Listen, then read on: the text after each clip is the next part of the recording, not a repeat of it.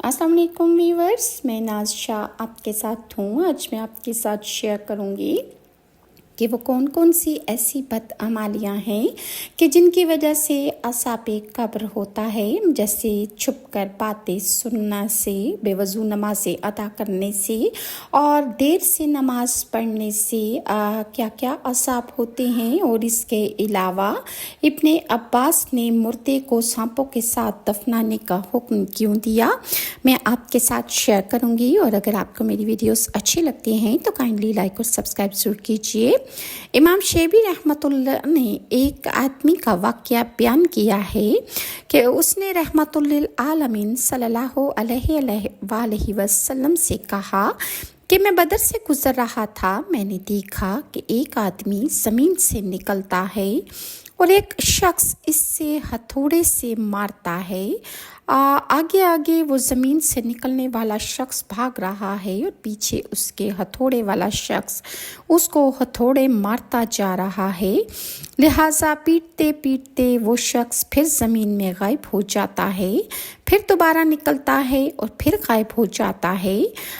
इमाम शेबी ने जब ये वाक़या रसूलुल्लाह को सुनाया तो रसूलुल्लाह ने इरशाद फरमाया, ये शख्स जिसके पीछे हथौड़े मारने वाला शख्स लगा हुआ था, ये अबू जहल है। अबू जहल को ये असाब क़यामत तक होता रहेगा कि उसके सर पर हथौड़े पड़ते रहेंगे। और किताबुल कबूर में ये वाक़या दर्ज है। इब्ने उमर से रिवायत है कि एक दफ़ा मैं मक्का और मदीना के दरमियान अपनी सवारी पर जा रहा था, पीछे सामान बंधा हुआ था। रास्ते में एक कब्रिस्तान से मैं गुज़रा तो मैंने क्या देखा कि एक आदमी अपनी कब्र से निकला कि जिसके तमाम जिस्म पर आग लगी हुई थी और इसकी गर्दन में जंजीर का तोक था जिसे वो घसीटता जा रहा था। मुझे ये देखकर कहता है कि ए अब्दुल्ला, तो मुझ पर पानी छिड़क दो, यानी उसे जो आग लगी हुई थी उसकी तपिश और गर्मी से वो घबराया हुआ था और मुझसे पानी मांग रहा था। पता नहीं वो मुझे पहचानता था या अब्दुल्ला उर्फ के लिहाज से वो बोल रहा था। इतने में एक और शख्स आया और कहने लगा कि अब्दुल्ला, इस पर पानी न छिड़कना। फिर इसकी जंजीर पकड़कर और इसे घसीटता हुआ कब्र में वापस ले गया। इब्ने अबी दुनिया में ये वाक़या दर्ज है। उर्वा ने भी इसी वाक़े के साथ बयान किया है। फरमाते हैं कि इसकी दहशत से मेरे बाल सफ़ेद हो गए। मैंने हज़रत उस्मान को ये वाक़या सुनाया तो आपने अकेले सफ़र करने से मुसलमानों को मना फरमा दिया। अबू कुरा से रिवायत है कि हम कुछ चश्मों से जो हमारे बसरा के रास्ते में पड़ते थे, हम वहाँ से गुजरे तो हमें गधों जैसी आवाज़ें आने लगी। हमने लोगों से पूछा कि ये गधे की आवाज़ कहाँ से आ रही है और ये कैसी आवाज़ें हैं और ये किसकी है। तो लोगों ने हमें बताया कि एक आदमी हमारे करीब रहा करता था। जब उसकी माँ उससे बात करने की कोशिश करती तो वो शख्स उस अपनी माँ को झड़क कर ये कह दिया करता था कि गधे की तरह माँ क्यों चीखती हो। लिहाजा जब वो शख्स मर गया तो उसके मरने के बाद उसकी कब्र से रोज़ाना गधे की सी आवाज़ें आती हैं। ये वाक़या इब्ने अबी दुनिया से है। और इसी तरह इब्ने अबी दुनिया से एक और वाक़या है कि उमर बिन दीनार से रिवायत है कि मदीना का एक शख्स था, उसकी एक बहन एक कोने पर पड़ी रहती थी। वो बीमार हो गई और वो उसकी बीमार पुरसी के लिए अक्सर आया करता था। फिर कुछ अरसे बाद वो औरत मर गई और उसे दफन कर दिया गया। फिर उसके भाई को याद आया कि कब्र में मेरी कोई चीज़ गिर गई है। चुनाचा एक शख्स को साथ लेकर कब्र जो उसने खोदी तो वो गिरी हुई चीज़ उसे मिल गई। फिर इसने अपने साथी से कहा, दूर हट जाओ, एक नज़र अपनी बहन पर तो डालूं कि बेचारी कब्र में किस हाल में है। कब्र की एक ईंट उसने अलग की तो कब्र में आग भड़क रही थी। उस शख्स ने डरकर फ़ौरन ईंट उसी जगह पर कब्र पर रख दी और घर आ गया। उसने माँ से पूछा कि कब्र में उसकी माँ ने पूछा कि कब्र में तुम्हारी बहन का क्या हाल है। वो शख्स बोला कि उनका हाल ना पूछें, वो तो हलाक हो गई। آپ مجھے بتائیں کہ وہ ایسا کون سا عمل کرتی تھیں کہ ان کی قبر میں میں نے آگ دیکھی ہے۔ ماں نے کہا کہ وہ نماز دیر سے پڑھتی تھی اور اکثر نماز بغیر وضو کے بھی پڑھ دیتی تھی اور پڑوسیوں کے دروازے پر چھپ کر اور کان لگا کر ان کی باتیں سنا کرتی تھی، لہٰذا اس کی قبر میں آگ کا عذاب تم نے دیکھا ہے۔ اور اسی طرح مرثد بن حوشب سے روایت ہے کہ میں یوسف بن عمر کے ہاں تھا، ان کے قریب ہی ایک شخص بیٹھا ہوا تھا کہ جس کا ایک گال یعنی رخسار پر لوہے کی طرح سخت تھا، یعنی اس کا ایک گال لوہے کی طرح تھا۔ یوسف نے اس سے کہا کہ مرثد کو بھی اپنی آنکھوں دیکھا حال واقعہ سنا دو، جو تم نے واقعہ دیکھا اور تمہارے گال پر یہ نشان کیسے بنا۔ وہ نوجوان کہنے لگا کہ جب میں نوجوان تھا اور میں گناہوں کی پرواہ ہی نہ کیا کرتا تھا، طاعون کی بیماری پھیلی ہوئی تھی اور طاعون کے زمانے میں نے سوچا کہ سرحد پر چلا جاؤں۔ پھر میں نے فیصلہ کیا کہ قبریں کھودا کروں گا۔ ایک دن میں نے مغرب اور عشاء کے درمیان ایک قبر کھودی اور دوسری قبر کی مٹی سے ٹیک لگا کر بیٹھ گیا۔ اتنے میں ایک جنازہ لایا گیا اور اسے قبر میں دفن کر دیا گیا اور لوگ واپس چلے گئے۔ میں نے دیکھا اونٹ جیسے دو سفید پرندے مغرب کی طرف سے آئے اور ایک قبر کے سرہانے اور دوسرا قبر کے پاؤں کی طرف قبر میں اتر گئے اور دونوں نے قبر کی مٹی ہٹائی۔ پھر ایک تو قبر میں اتر گیا اور دوسرا کنارے پر کھڑا رہا۔ میں کسی چیز سے نہیں ڈرا کرتا تھا۔ میں نے ان سے سنا کہ وہ کہہ رہے تھے، کیا تو اپنے سسرال میں گہرے رنگ کے جوڑے پہن کر غرور اور فخر سے اپنے لباس کو زمین پر گھسیٹتا ہوا نہیں جایا کرتا تھا؟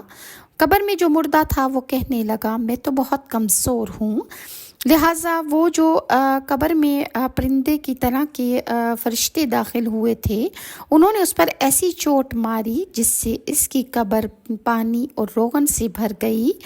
لہٰذا ان فرشتوں نے اسے 3 بار اسی طرح مارا اور ہر بار انہوں نے یہی الفاظ دہرائے اور ہر دفعہ قبر پانی اور روغن سے بھر جاتی تھی۔ پھر اپنا سر جب انہوں نے اٹھایا اور میری طرف دیکھ کر بولے، دیکھو یہ کہاں بیٹھا ہے، اللہ تعالیٰ اسے اپنی رحمت سے دور کرے۔ اور ان 2 فرشتوں میں نے میرے رخسار پر اپنا ایک پر مارا اور جس سے میں زمین پر گر پڑا۔ رات بھر میں وہیں زمین پر پڑا رہا۔ مجھے اتنی ان کی مار کی تکلیف کی شدت محسوس ہوئی۔ صبح میں نے قبر دیکھی تو جیسے کہ ویسی ہی تھی۔ یہ دیکھنے والے کی آنکھوں میں تو پانی اور روغن معلوم ہوتا تھا، لیکن در حقیقت وہ روغن اور پانی نہیں بلکہ آگ تھی جو مردے پر بھڑک رہی تھی، جیسا کہ رسول اللہ صلی اللہ علیہ وآلہ وسلم نے ارشاد فرمایا کہ دجال کی جانب سے خبر دی کہ اس کے پاس پانی اور آگ ہوگی۔ آگ تو ٹھنڈا پانی ہوگا اور پانی شعلے بھڑکاتی ہوئی آگ ہوگی۔ ایک آدمی نے ابو اسحاق سے سوال کیا کہ کیا کفن چور کی توبہ قبول ہو سکتی ہے؟ انہوں نے فرمایا، ہاں، اگر اس کی نیت صحیح ہو اور اللہ تعالیٰ کے علم میں اس کی سچائی بھی ہو۔ اسی طرح ایک کفن چور کا واقعہ ہے کہ ایک شخص کہنے لگا کہ میں کفن چور تھا اور قبریں کھود کر میں کفن نکال لیا کرتا تھا اور کچھ مردوں کے منہ قبلے سے میں نے ہٹے ہوئے دیکھے۔ یہ سن کر فزاری نے چپ ہو گئے اور اوزائی کو لکھا۔ اوزائی نے جواب میں لکھا کہ کفن چور کی توبہ قبول ہو جائے گی، شرط یہ ہے کہ کفن چور اللہ تعالیٰ کے سامنے سچی توبہ کر لے۔ ایک اور کفن چور جس نے توبہ کر لی تھی، اس سے سوال کیا گیا کہ تم نے کفن چوری کرتے ہوئے سب سے عجیب بات کیا دیکھی، ہمیں بھی بتاؤ۔ تو کفن چور نے کہا کہ میں نے ایک شخص کی قبر کھولی تو اس کے تمام جسم میں نے میخیں ٹھکی ہوئی دیکھی۔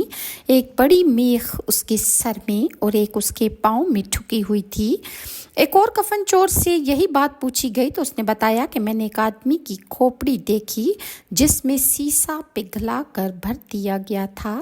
کسی کفن چور سے پوچھا گیا کہ تمہاری توبہ کا سبب کیا ہے؟ کہنے لگا، میں عام طور پر مردوں کو قبلے سے ہٹا ہوا پاتا تھا، किताब अल-कबूर में ये तमाम वाक़यात दर्ज हैं कि कफ़न चोर ने कहा कि मैंने देखा कि मुर्दों के चेहरे क़िबले से दूसरी रुख पर थे और ये उनके बदअमालियों के सबब ऐसा हो गया था। और इसी तरह हज़रत उमर बिन अब्दुल अज़ीज़ ने मुसलमा बिन अब्दुल मलिक से सवाल किया कि तुम्हारे वालिद को किसने दफन किया था। कहने लगे कि मेरे फ़लाँ ग़ुलाम ने पूछा कि वलीद को किसने दफन किया। कहने लगा मेरे फ़लाँ ग़ुलाम ने। उमर ने फरमाया कि मुझसे कहा गया है कि जब तुम्हारे वालिद को और तुम्हें दफन किया गया और इनके कफन की गिरा खोली गई तो इनके मुंह काबे से दूसरी समत थे, यानी उनके मुंह चेहरे काबे की तरफ नहीं हटे हुए थे। मुसलमान मेरे मरने के बाद मेरे मुंह को ज़रूर देखना, कहीं ऐसा ना हो कि मेरा चेहरा भी काबे से दूसरी तरफ हो जाए और काबे से हट जाए। इससे मुझे आफ़ियत दी गई। मुसलमान कहते हैं कब्र में रख कर मैंने उमर का मुंह खोला तो मैंने देखा कि उसका चेहरा काबे की तरफ था। और अब्दुल हमीद बिन महमूद से रिवायत है कि मैं इब्ने अब्बास के पास बैठा हुआ था। इतने में इनके पास कुछ लोगों ने आकर कहा कि हम हज को जा रहे थे, रास्ते में हमारा एक साथी जुल अस्सिफा फोत हो गया। खैर हमने इसकी तजहीज़ व तकफीन की और कब्र खोदी। जब कब्र तैयार हो गई तो एक काला सांप ने आकर तमाम कब्र को घेर लिया। फिर वहाँ से हटकर हमने दूसरी जगह कब्र खोदी ताकि मुर्दे को उसमें दफनाएं। तो हमने देखा कि जब कब्र तैयार हो गई तो उसमें दोबारा वैसा ही काला सांप आ गया और उसने कब्र को घेर लिया। चुनांचे हमने तीसरी जगह कब्र खोदी तो फिर वही सांप आकर वहाँ पर कब्र में बैठ गया। हज़रत इब्ने अब्बास ने फरमाया ये इसकी चोरी है जिसका वो मुर्तकिब किया करता था। जाओ इसे किसी भी कब्र में रख दो, यानी इसे सांप के साथ ही कब्र में दफना दो। अल्लाह की कसम अगर तमाम ज़मीन भी तुम खोद डालोगे तो सब जगह तुम यही सांप पाओगे कि इसके बदअमालियों की वजह से है। आखिरकार हमने मजबूर होकर उस मैयत को सांप के साथ ही दफन कर दिया। हज से वापस आकर हमने इसका सारा सामान इसके घर वापस कर दिया और उसकी बीवी से पूछा कि तुम्हारा शौहर ऐसा क्या अमल करता था कि जिसकी वजह से उसके साथ ये मामला पेश आया। वो कहने लगी मेरा शौहर अनाज फ़रोख्त करता था और इसमें से रोज़ाना अपने घर का ख़र्चा निकाल कर फिर इतना ही चोरी भी करता और उसमें मिलावट करके फ़रोख्त किया करता था। अबू अब्दुल्ला मोहम्मद बिन निसाब सलामी जो बहुत नेक और पारसा बुज़ुर्ग थे, फरमाते हैं कि एक आदमी बगदाद में लोहारों के बाज़ारों में छोटी छोटी 2 सिरों वाली मेखें फ़रोख्त कर गया। एक लोहार ने उन मेखों को नरम करना चाहा, लेकिन वो आग और हथौड़ों की चोट से भी वो मेखें नरम ना हो सकीं और आखिरकार वो लोहार थक कर चूर हो गया। लोहार ने बेचने वाले को बुलाकर पूछा कि ये कीलें तुमने कहाँ से ली थीं?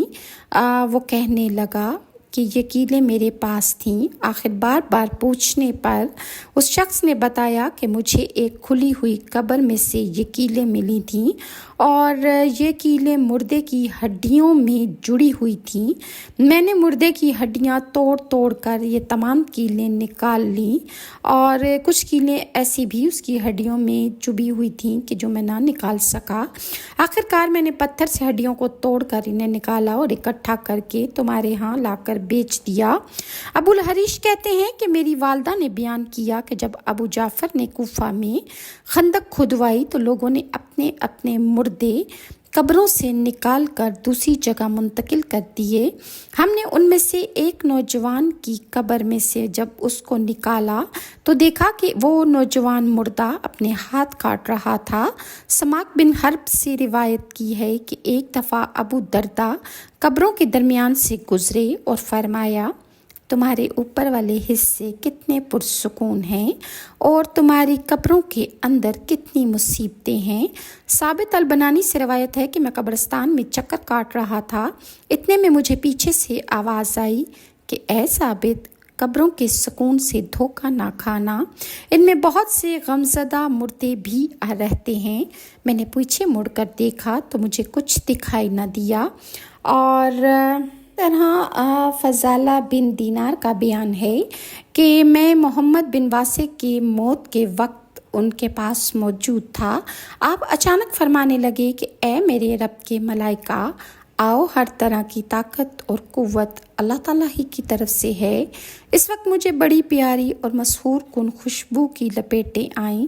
फिर आपकी निगाह फट गई और आप वफ़ात पा गए। जबकि इस बारे में बेशुमार आसार हैं, लेकिन सबसे ज़्यादा बलीग और मौसर और जामी ये आयत है, फ़लौला ऐसा पलक़तल हलक़ुम, जब रूह जिस्म से खींच कर सीने में आकर अटक जाती है और इस वक्त तुम हसद भरी निगाहों से देखा करते हो और हम मरने वाले से तुमसे ज़्यादा करीब होते हैं, लेकिन तुम देखते नहीं। यानी हमारे भेजे हुए फरिश्ते तुमसे ज़्यादा इसके करीब होते हैं, लेकिन इन आम इंसानों को दिखाई नहीं देते। ये दुनिया की आखिरी घड़ी है और आलम बरज़ख की पहली घड़ी आने वाली है। इस वजह से मरने वाले से पर्दे उठा दिए जाते हैं, उसकी ज़ुबान बंद हो जाती है। इस वक्त दुनिया से जाने वाला जो चीज़ें देख रहा होता है वो दुनिया वालों को नज़र नहीं आती। फिर फरिश्ता हाथ बढ़ा कर रूह से खिताब करता है और उसे कब्ज़ कर लेता है। तीमारदार जो मुर्दे मैयत के इर्द गिर्द बैठे होते हैं वो फरिश्ते को नहीं देख सकते और ना ही फरिश्तों की बातें सुन सकते हैं। फिर जिस्म से रूह निकल आती है और सूरज की किरणों की तरह इससे नूर की किरणें और मुश्क से ज़्यादा मस्त करने वाली खुशबुओं की लपेटें निकलने लगती हैं। मौजूद रहने वालों की नूर की किरणें देखते हैं और ना उनकी खुशबुएं उनके पास आती हैं। फिर मलाइका के झुरमट में रूह आसमान पर चढ़ती है, मगर कोई फरिश्ता को नहीं देख सकता। फिर रूह वापस कर जिस्म को गुस्ल के दिए जाने और कफन पहनाए जाने और कब्रिस्तान की तरफ ले जाए जाने का मुशाहिदा करती है। यानी कि मैयत को जब उठाया जाता है, नहलाया जाता है, कफनाया जाता है, उस वक्त रूह सब कुछ ये देख रही होती है और रूह ये कह रही होती है, जल्दी से ले चलो या मुझे कहाँ ले जा रहे हो। लेकिन इसकी भी आवाज़ कोई नहीं सुन सकता, क्योंकि अल्लाह का हुक्म नहीं है। जब मैयत को कब्र में रख कर इस पर मिट्टी डालकर कब्र बना दी जाती है, तो ये मिट्टी का ढेर फरिश्तों को मैयत के पास आने से नहीं रोक सकता, बल्कि अगर चट्टान तराश कर इसमें भी लाश या मैयत को रख कर इसे सीसा पिलाकर बंद कर दिया जाए तो भी फरिश्ते लाश तक पहुंच जाएंगे। फरिश्तों को कोई नहीं रोक सकता, क्योंकि इज्साम कसीफ़ा से अरवाह लतीफ़ा आसानी से पार हो जाती हैं। फरिश्ते, इनसे तो जिन भी पार हो जाते हैं, बल्कि जैसे परिंदे हवा में उड़ते फिरते हैं, इसी तरह फरिश्ते इज्साम कसीफ़ा में तैरते फिरते हैं। यानी जब कोई इंसान मर जाता है तो फरिश्ते उसके पास आते हैं। रूह आसमान पर जाने के बाद तेज़ी से वापस आती है और जब तक मैयत को कब्र में नहीं रख दिया जाता, रूह ये सब कुछ देख रही होती है। फरिश्ते मोमिन की रूह होती है तो उसको प्यार से लेकर जा रहे होते हैं, खुशबुएं लाते हैं। लेकिन जो इर्द गिर्द के लोग होते हैं, मैयत के इर्द गिर्द उसके दोस्त, अहबाब, रिश्तेदार, उसकी औलादें, कोई भी उनको नहीं देख सकता, न महसूस कर सकता है। अल्लाह ताला आपका और मेरा ख़ात्मा ईमान की हालत पर करे और अल्लाह ताला हमें उन तमाम अमाल से बचा ले कि जो आखिरत में और कब्र में अज़ाब का बाइस हैं। अल्लाह ताला मेरी और आपकी आखिरत में सुरखरुई अता फ़रमाए। अल्लाह ताला उम्मत मुस्लिमा में सबके दिलों की जायज़ और मीठी मुरादें पूरी फ़रमाए और अल्लाह ताला मुसलमानों की मदद गैब से फ़रमाए और अल्लाह ताला आप पर और हम पर सब पर रहमतों के छाया कायम रखे। आमीन सुम आमीन। और अगर व्यूअर्स आपको मेरी वीडियोस अच्छी लगती हैं तो काइंडली लाइक और सब्सक्राइब ज़रूर कीजिए और नेक्स्ट वीडियो तक के लिए नाज़ शाह को इजाज़त दीजिए। अल्लाह हाफ़िज़।